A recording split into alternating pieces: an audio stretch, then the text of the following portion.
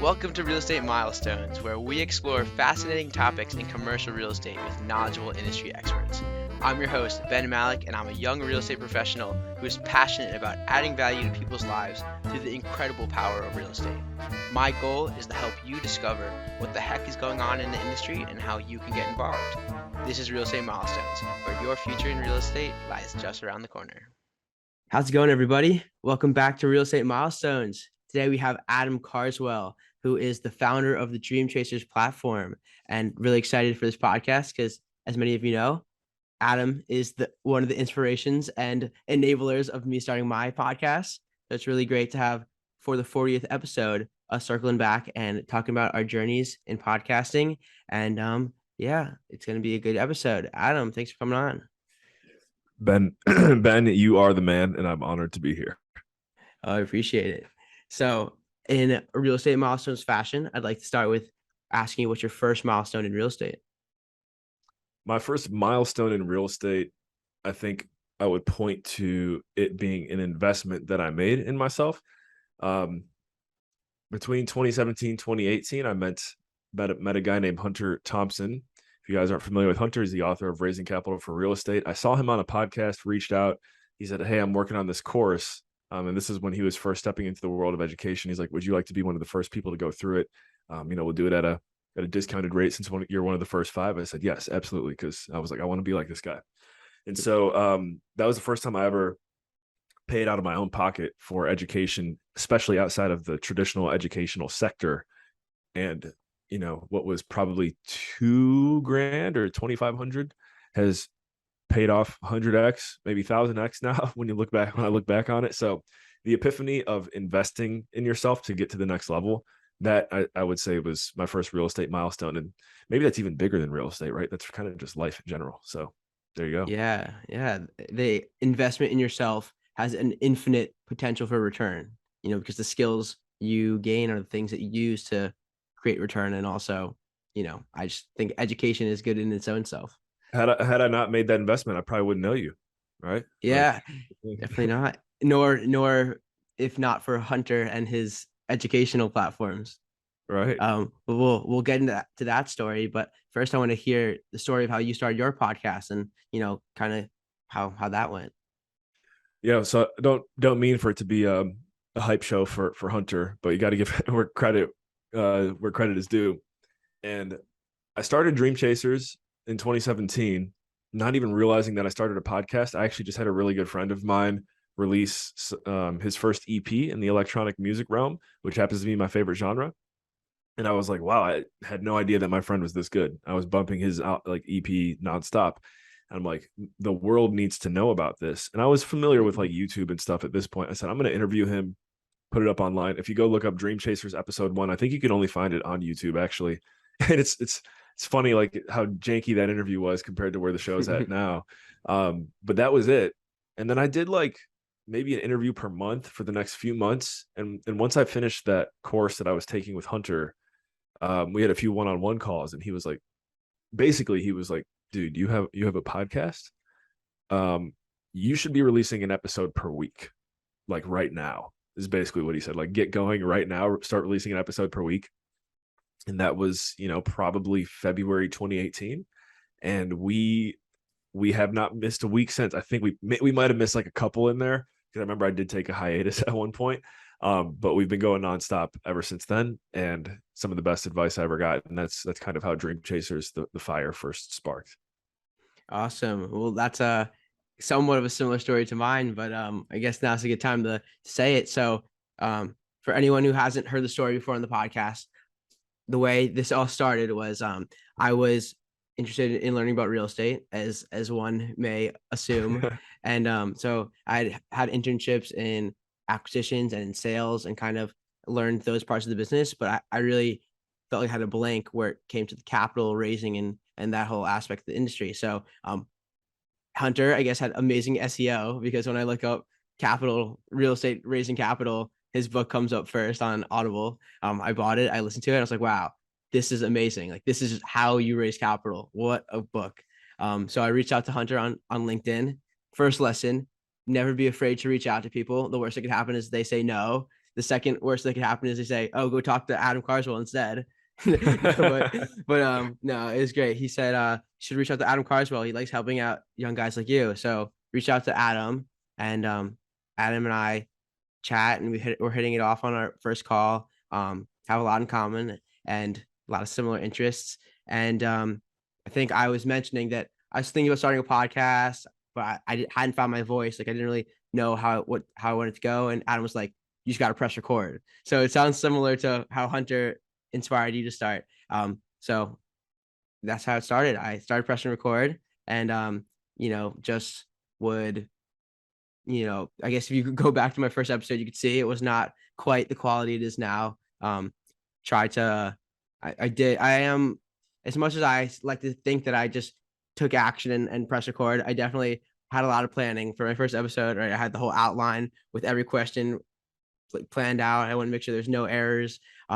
And eventually just doing it, it's gotten a lot better. I don't really write down questions before. I just kind of write down topics of things I'm interested in, and wanted to learn about the person. But that's kind of how it started. And now it's 40 episodes later. Had a long, fun collaboration on the Dream Chasers platform with Adam, and yeah, we're gonna see where it's gonna go from here. You've come a long way in a short amount of time, and I think for podcasting or really just anything when it comes to putting your mind to something, you got to be willing to be bad long enough in order to become good. And I think most people will not see immediate success returns or results and just quit. And it's a game of repetition, and you get better with each rep. So to validate what you're saying, you have come a very long way in these first 40 episodes. And on top of that, what I've observed for you, Ben, is your network has grown sufficiently, and you can now walk up to people that maybe wouldn't have given you the time of day in the past.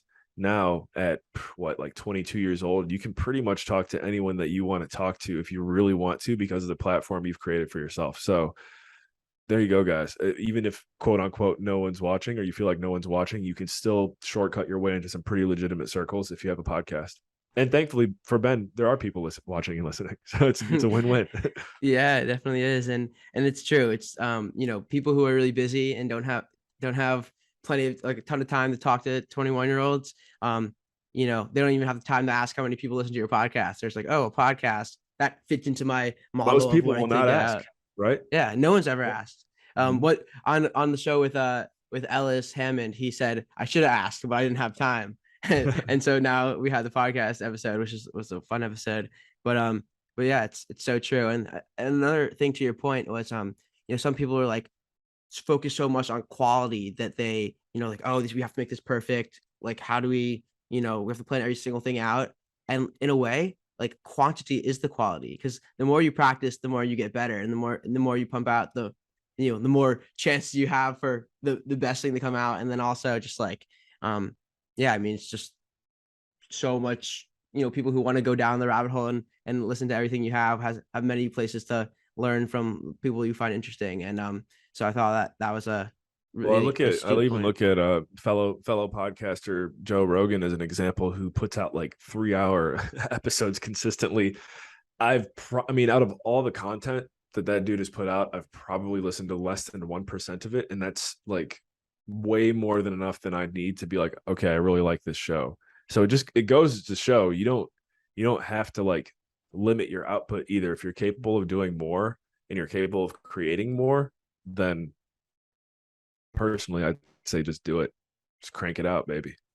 Yeah, no, I agree. So the one of the things I admire about you, and I think that sticks out to me most strongly in everything you do, is your incredible power of communication, and conveying your thoughts well, but also just connecting with people. And I kind of want to just talk about what you think it means to be a good communicator, and kind of your approach to that. I always like to start by saying, my wife will probably shake her head if she ever listens to this interview, but like being a good listener, hands down, is always the best place to begin if you want to get better at communication. I think that there's a few different angles you can go here, but leveraging yourself and figuring out, okay, what is the one skill set? What is the one thing that I have that maybe somebody else could want? If you're younger, maybe you don't have the skill set, but you have the time, you have the time right there. Like you have time. And I think there's some kind of triangle or graph that I've seen before. It's like you have time, you have money, or you have a little bit of both. And it's kind of like the time is on the younger age, a little bit of both is in the middle. And then ideally, as you get into your older years, the money is there. Maybe you can shortcut that through what we're about to talk about, but you figure out, what are you good at? And then you leverage that. You listen to people, what they want, what they need. And I'll use a live example because I can really only speak to, and by the way, if you're ever wanting to help somebody like get to the next level, instead of telling them how to do it, just tell them how you did it. Because if you tell someone how to do something, then sometimes that can come across the wrong way. So for me, how I did it based on what we're saying right here and how people can leverage communication. I met Hunter and I met another guy named Michael Flight and got to know them. I listened to their needs. I observed their companies. I tried to figure out, okay, where do they have some shortcomings? And I identified, with Hunter, he really hadn't done a whole lot. This is a few years ago, but he really hadn't done a whole lot with Instagram yet, especially with this podcast. And I said, okay, well, I know how to edit videos and I know how to make like clips of the podcast and like upload it.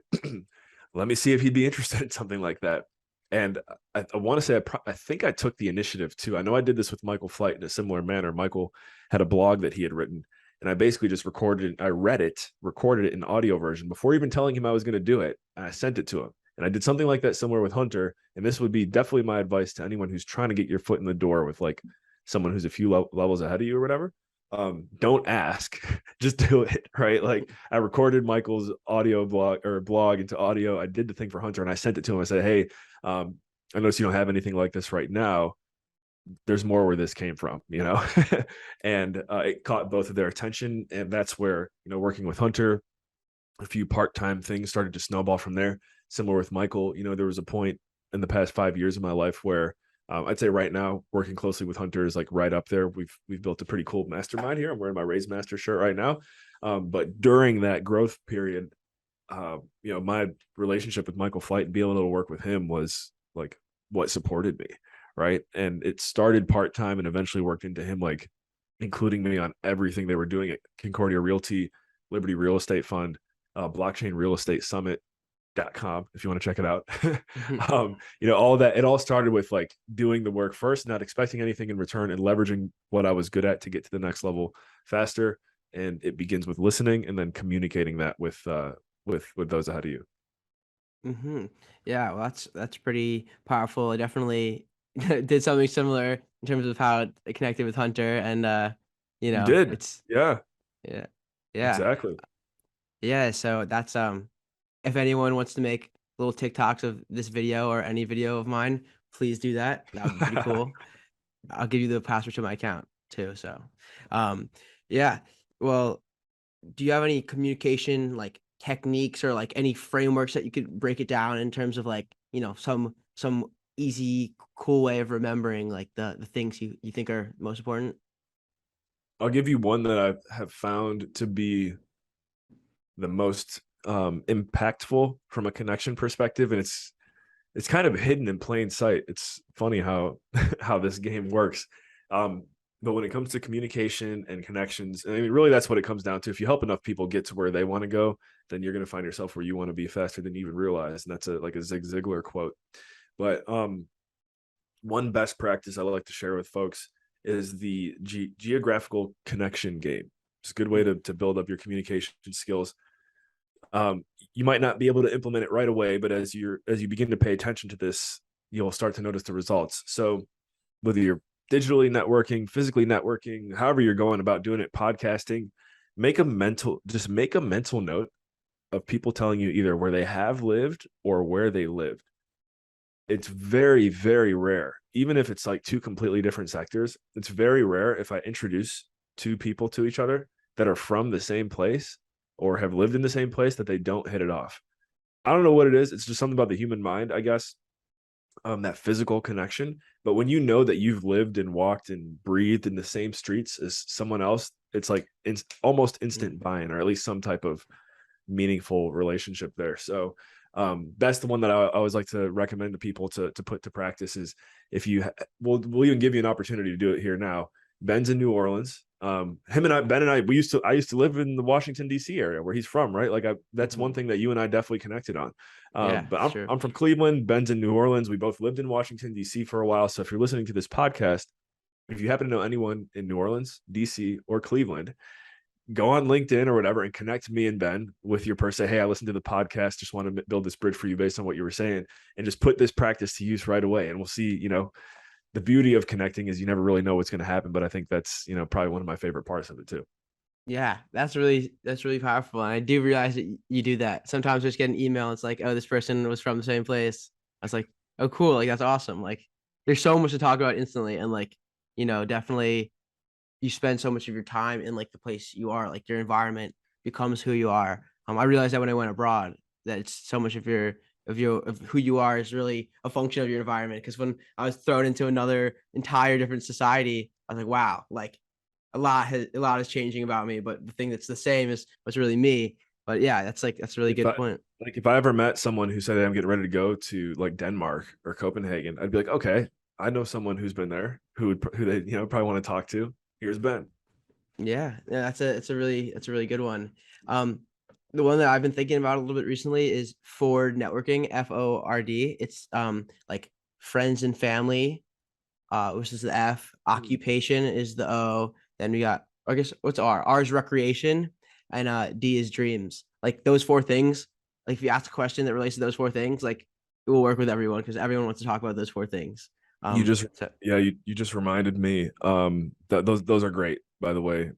I would highly endorse keeping those in mind, especially if you go to a networking environment and you don't know what to talk about. You can't go wrong with the family. Well, I guess you could potentially go wrong with the family if somebody want to talk about it, but like it's very rare that you could go wrong with family. yeah, one of those will hit. One of them will hit. And what I like to kind of keep in mind when I'm talking to someone who might be a good fit for our mastermind, Raise Masters, is PGW. So what are their pain points? What are they struggling with right now in their life? G, goals. I think you might have said goals. Was that one of Dreams, but yeah. Dreams. Yeah. So goals, like where they want to be in 3 months, where they want to be in a year, where they want to be in 3 years. And when someone tells you that, like that's, you got to pay attention to that, because if you can be the one that gets them closer to that, they will not forget you. That's where listening comes into play. Right. And the last one is W, is why, which I think you kind of briefly talked about there too. But another way for you to remain memorable in someone's mind, because people don't ask this enough. It's like, what is your why? I know it sounds kind of cliche, but like what is driving you? What's getting you out of bed on a daily basis, aside from, maybe making the cash register ring where you're making an impact in the circle around you. You ask someone that in a networking event or just even on a podcast or whatever, it's going to hit hard. I mean, I personally, I remember times when people have asked me that, and it normally catches you off guard, but like, you don't forget it, right? You're like, wow, that person, that means, and when you ask that to someone, that to them, that shows that you're also living with intention. So yeah, there you go. Yeah. You walk away from a conversation having said nothing, and the person would be like, wow, it's the best conversation I've ever had.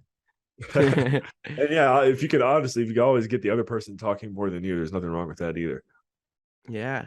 That's a good point. So, what is your vision for the podcast going forward? I'm curious to see, you're making some changes. You got some cool things going on in your world, but yeah, I just want to hear the update in that sense. Well, one vision is to see you and Aaron in particular continue to flourish as podcasters, which it looks like after the meetings and conversations we've had recently, you guys are already off to a great start. I'm happy that Dream Chasers has been and will continue to be, in many ways a part of your journey. It's like in music when it's funny. I really don't, honestly. I used to listen to rap a lot in high school and college. So I think of who was it? Who was Lil Wayne was with like Birdman, right? First, whatever, Young Money. I think Young Money Records is what Lil Wayne started with, but he was with someone else. And you're in Louisiana right now, so there you go. anyways, True, I just true. look at like, they joined a record label, they made a name for themselves, and then they launched their own record label. And I feel like in many ways, that's what you and Aaron have done. And you're getting into that phase now where you guys are launching your own label. You're going to see what direction you go. And for context, if you're listening to this channel, if you scroll back far enough, you'll see some of the episodes that Aaron Eiler did recently. He's now graduated and is doing his own thing. Ben has built his own platform. So I know you asked me my vision, but first is like, I'm happy that you guys got what you did out of being here. And I look forward to seeing how you guys grow exponentially from here. As far as this channel now moving forward, it's going to be a lot of, me talking about my adventures, what I'm doing, and kind of rehashing it, with the audience. And it's been cool. Like the last few episodes, if you scroll back here, I feel like you can learn a lot from yourself just by doing it. So I highly recommend even you, Ben, and other people listening to document your own journey in some way. I'd say even beyond journaling. I am a fan of journaling, but it hits harder for me personally, on the podcasting and voice recording realm. So yeah, vision. That's it. I think that I want this channel to be like the top of the funnel. I've got a book coming out, I'd say within the next 6 months, that I'm really excited about. And yeah, we'll see where it goes from there. Just going to keep hammering away.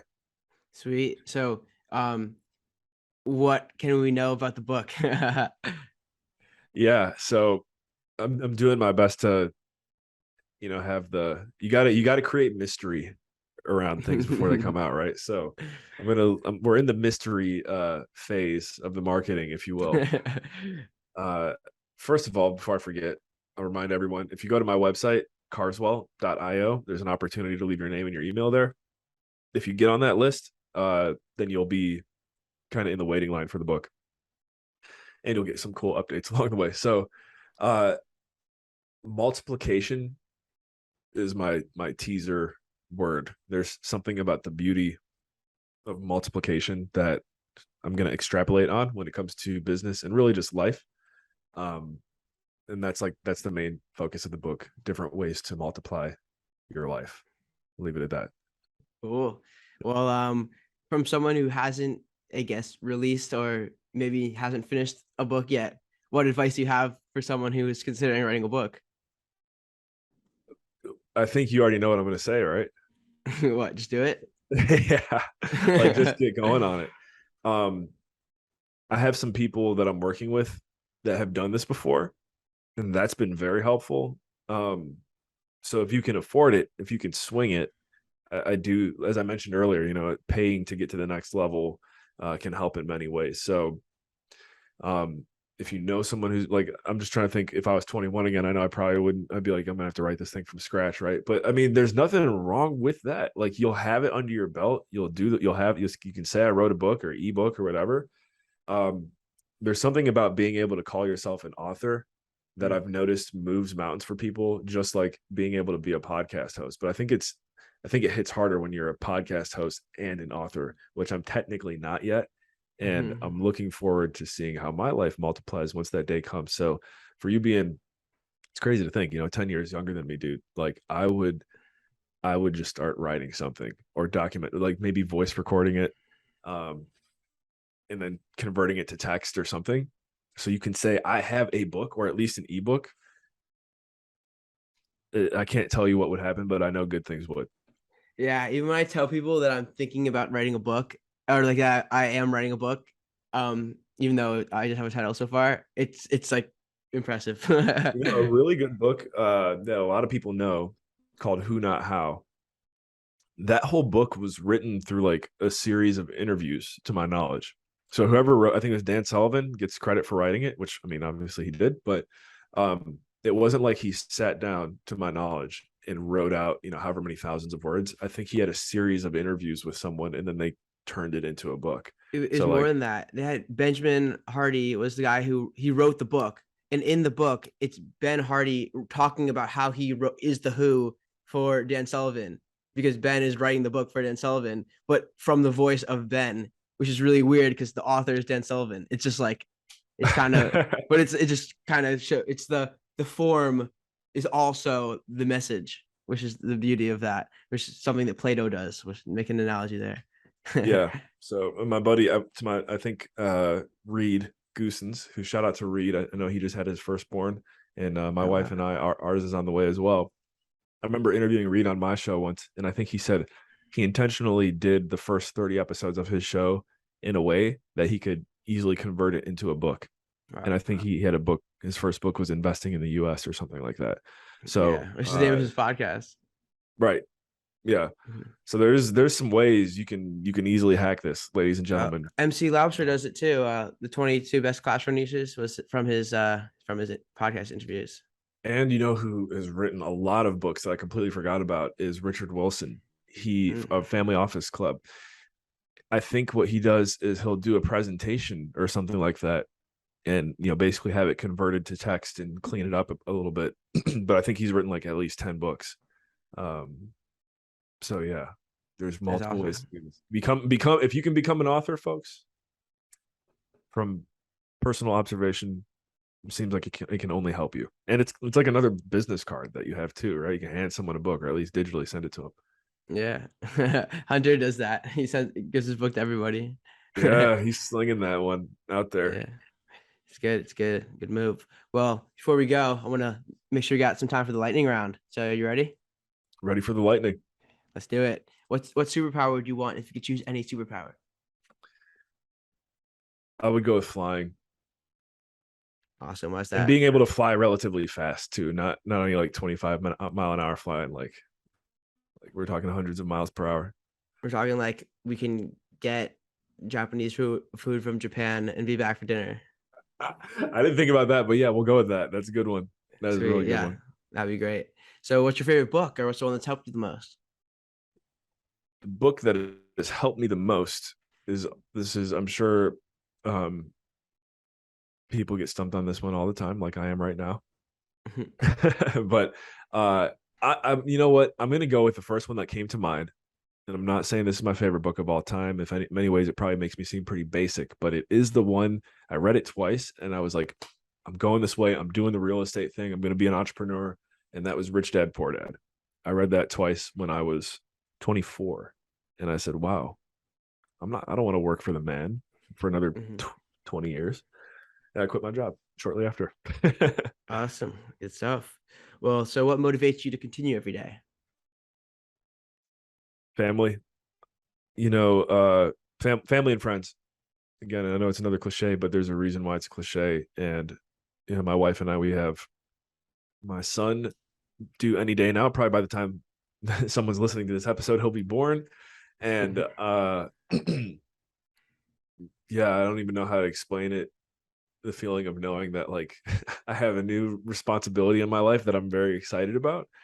Um, so yeah, family and just making sure that my wife is provided for, protected, and loved.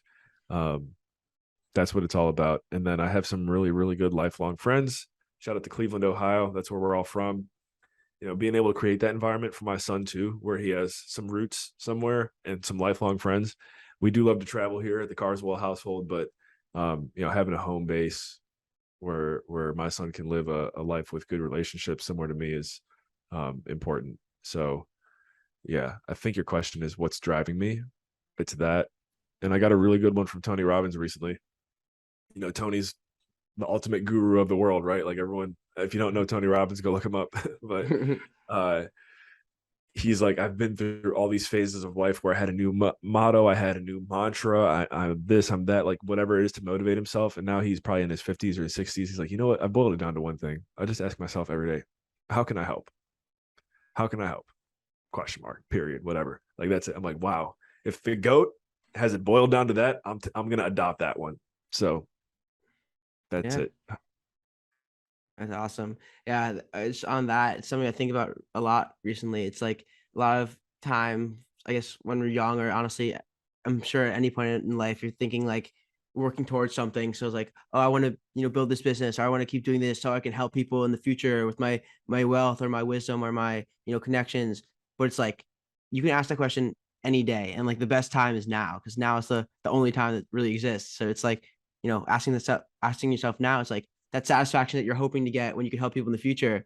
you can get that same exact satisfaction from helping someone now. And I like to remind myself that every day and help any way That's I why, can. dude. That's got to be your book. I know you've talked about it. Maybe we're spilling the beans a little bit here, but a book called "If Not Now, When." You write it at age 21. You basically give yourself the green light to potentially mess up the whole book, and it's still good because it's like, hey, I'm just doing what I told myself to do. If not now, when? And it'll probably be Yeah. good. I'm just saying, even if it's not good, like you're setting yourself up for success by calling it that and writing it now, not later. So get going, Yeah, I man. know. It's like it ruins the book if I don't write it right now. Like I have to. I have no choice. Well, I It gives you am. permission to fail, which is like awesome. So Yeah, I mean, I am writing it. I guess I write in my journal every day, so it's there you go. supposed to be kind of a recap of my experiences, my thoughts, and And whatnot. So my 2 cents is like keep it simple. Don't kill yourself. I think something less than 100 pages would be ideal. Like people like quick, punchy stuff. Honestly, yeah, sounds good. Well, yeah, so much inspiration. Well, I guess the last question for you is, what advice would you give to someone who wants to follow in your footsteps? reach out. That's always been my model, and you are an echo of that. The life you're living now, Ben. You're literally like I just look at how much you've grown since knowing you, and you're doing. I see a lot of myself in you. I reached out to the people that I wanted to be like. I pursued a relationship with them. There's dozens of people along the way that I've reached out to that didn't get back to me, but the ones that mattered did. And I would just say again to you as the listener, if there's something I said that resonated with you, you want to get further connected, I can be an inspiration to you in any way. It's where it starts. Like reach out. I'm happy to help. How can I help? Awesome. Well, since I put you on the spot, I want to give you a chance for revenge. So, what's something you want to know about me? I want to know when this book is coming out. Yeah. Um, How can we hold you accountable? how can you hold me accountable? I say It's we because we got people listening.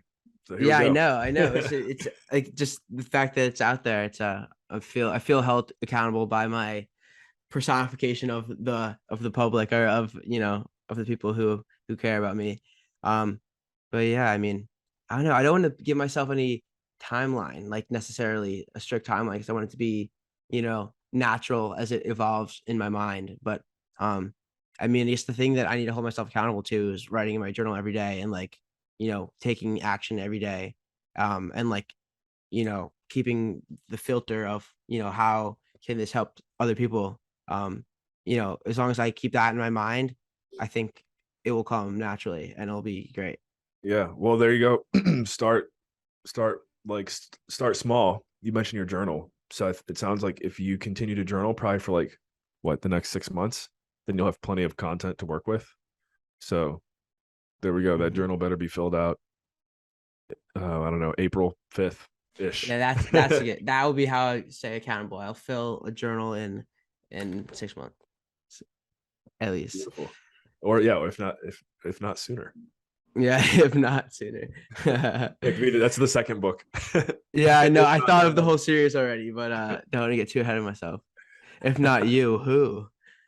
There you go. And that's the other thing, always keep in mind, when you're looking at anything related to business, what is this going to look like for me 10 years from now, 20 years from now, instead of next year, 2 years, tomorrow, whatever. When you can look at things in decades instead of days, your whole perspective changes. Ask yourself, this one's helped me out a lot recently. Ask yourself, what would a billionaire do in this situation if you're ever feeling stuck? I know it sounds a little bit silly, but it's so good. What would a billionaire do? And what's the last one? I talked about decades in a day. Oh yeah, it is possible to get a year's worth of work done in a month. I can say that now that I'm about to be a dad, and it feels like like every minute matters now. So look at your months as years as well. Compress time, get there faster. My name is Adam Carswell. Thank you for tuning in to this interview. Thanks for coming on the show, Adam, and everyone. Keep making milestones.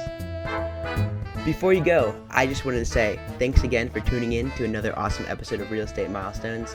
If you've been enjoying the show and you'd like to offer your support, please leave a 5-star rating and review on Apple Podcasts. It's the best way to increase the show's visibility and help the message get out to a greater audience. I really appreciate your time and support, and keep making milestones. The information provided on this podcast is intended to be educational and informational only and is not considered to be formal legal advice.